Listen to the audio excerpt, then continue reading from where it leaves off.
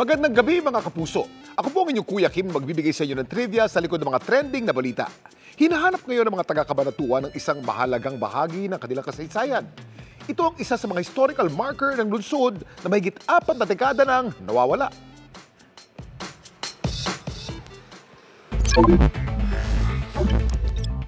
Sa Facebook post na to, ang Cabanatuan City Tourism Development and Promotion Office may panawagan. Ang tulungan silang mahanap ang isang mahalagang simbolo ng kanilang bayan na mahigit 4 na dekada nang nawawala. Ang isa sa mga historical marker ng Cabanatuan.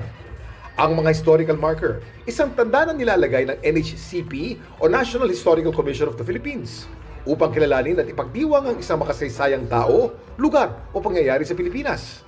Sa buong bayan ng Cabanatuan, may 9 na historical markers. Pero 8 na lamang ang mga ito ang nasisilayan ng publiko. Ang isa kasi sa mga ito nawala noong dekada 80. Ito ang historical marker na pinamagatang Lungsod ng Cabanatuan. Ginawad ito sa Lungsod ng Cabanatuan noong Hulyo 4, 1966. About siya sa kung kailan itinatag yung Cabanatuan simula noong 1777 at hanggang sa maging city ito noong 1950. Ang naturang marker, matatagpuan daw dati sa paanan ng monumento ni Gat Jose Rizal na nakatindig noon sa Plaza Lucero. Nawala siya nung nasunog yung lumang City Hall ng Cabanatuan na matatagpuan dito sa Daang del Pilar. Ang rebulto ni Rizal, inilipat na sa bagong City Hall. Yun pong historical marker ay wala. Hindi po siya nasamang ilipat. Matatagpuan sa paanan ng rebulto ni Jose Rizal. Dahil sa napakahalagang papel ng marker na ito sa kanilang kasaysayan, porsigido ngayon ang lokal na pamahalaan ng Cabanatuan na kung hindi man mapalitan ng marker, ay muling mahanap ito. Nag-post muna kami sa FB page ng tourism. Sa ngayon, wala pang lead. Mahalaga ito sa Cabanatuan para maipakita sa mga kabataan sa panahon ngayon yung nawalang kasaysayan. Ayon sa NHCP, may mahigit 1,000 markers na gawa sa cast iron at bronze ang nakakalat sa iba't ibang bahagi ng bansa. Layo ng mga ito na mapreserbang kasaysayan at palalahanan ng publiko ng mga mahalagang ambag ng isang lugar, tao o pangyayari.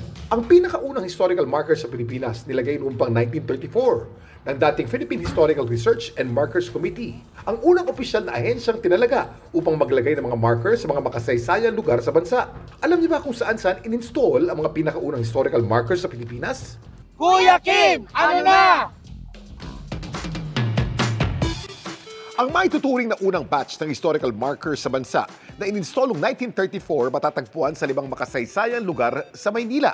Itong San Agustin Church, Fort Santiago at Manila Cathedral sa Intramuros, University of Santo Tomas sa Sampaloc at San Sebastian Church sa Quiapo.